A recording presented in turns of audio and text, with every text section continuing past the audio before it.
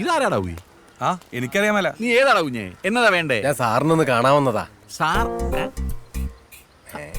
അതിനിവിടെ സാറന്മാരും ഇല്ലല്ലോ. സാറിനെ ഓ, നീ എന്നെയാണോ സാറേ എന്ന് വിളിച്ചേ? എന്നാ പിന്നെ പെട്ടെന്ന് അങ്ങോട്ട് പറഞ്ഞാട്ടെ, സാറിന് പോയിട്ട് ഒരുപാട് കാര്യമുള്ളതാ. ഞാൻ സാറിന്റെ ഈ മൊബൈൽ വാങ്ങാൻ വന്നതാ.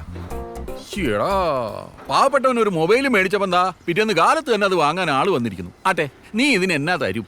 എന്റെ കയ്യില് കാശൊന്നുമില്ല. പിന്നെ സ്വർണ്ണമായിട്ടാ? ഞാൻ എന്തെങ്കിലും ജോലിയൊക്കെ എടുത്ത് വീട്ടിൽ കൊള്ളാം. നീ ആള് കൊള്ളാലോടാവേ. എന്നതാ പേര്? ഗിരീഷ്. എവിടാ താമസിക്കുന്നേ? ലക്ഷം വീട് കോളനി. എവിടാ? ലക്ഷം വീട് കോളനി.